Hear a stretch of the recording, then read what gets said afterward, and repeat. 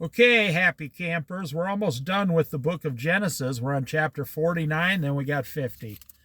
Praise be to God above. Praise be to God. If you want more in-depth Bible studies, I have a channel, Jesus Happy 692 on YouTube with 500 one-hour Bible studies. Then Jacob called for his sons and said, "Gather around so I can tell you what will happen in the days to come." So he's going to bless them and also prophesy over them according to God's word.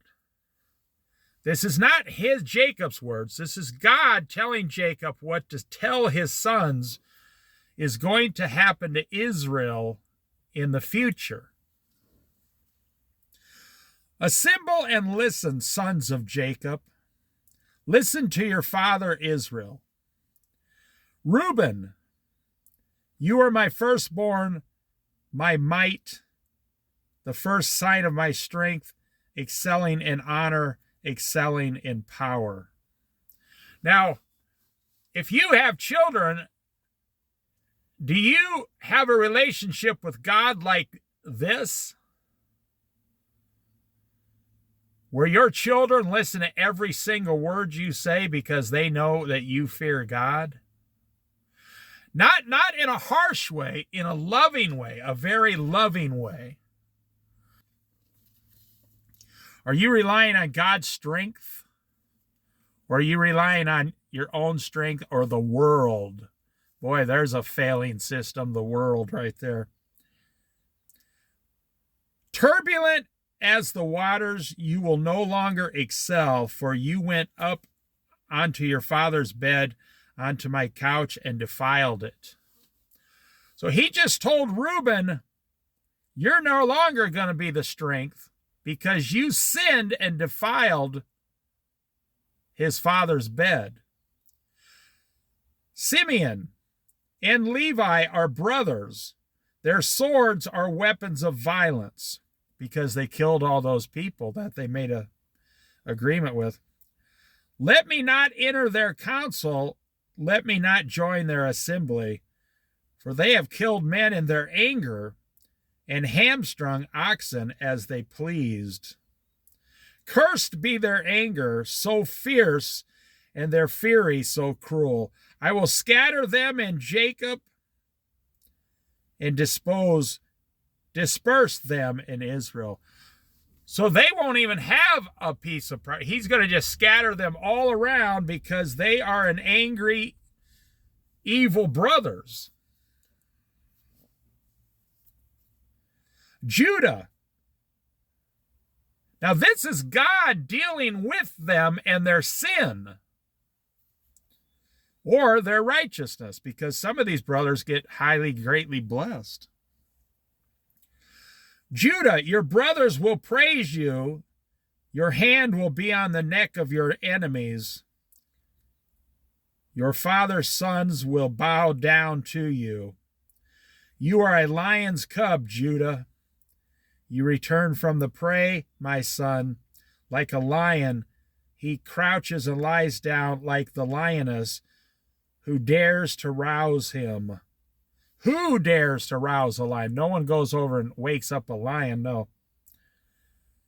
The scepter will not depart from Judah, nor the ruler's staff from between his feet, until he whom it belongs shall come, and the obedience of the nations shall be his.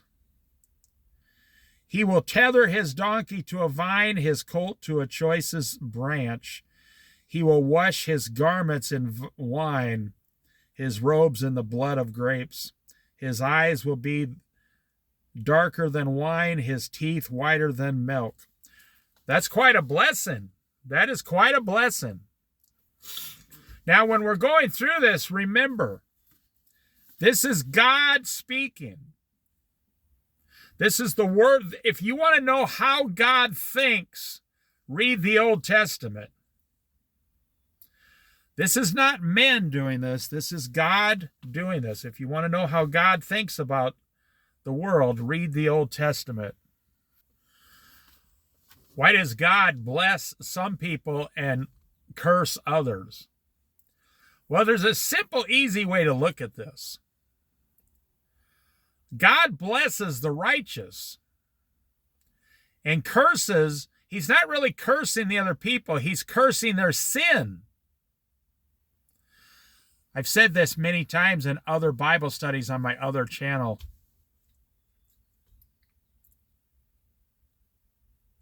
Sin follows you around like a 40-pound ball and chain attached to one of your legs. And God cannot deal with the sin. The sin has to be removed from your life. And these people don't want to stop sinning. There's just a lot of people that will not stop. And God will deal with that, and you won't like how he deals with it. Zebulun will live by the seashore and become a haven for ships. His borders will extend towards Sidon. Ishkar is a raw-boned donkey lying down among the sheep pens. When he sees how good is his resting place and how pleasant is his land, he will bend his shoulder to the burden and submit to forced labor. Wow. Dan will provide justice for his people as one of the tribes of Israel.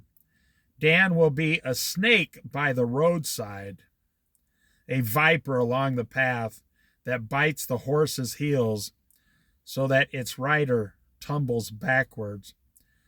I look for your deliverance, Lord. These guys are really not getting blessed here.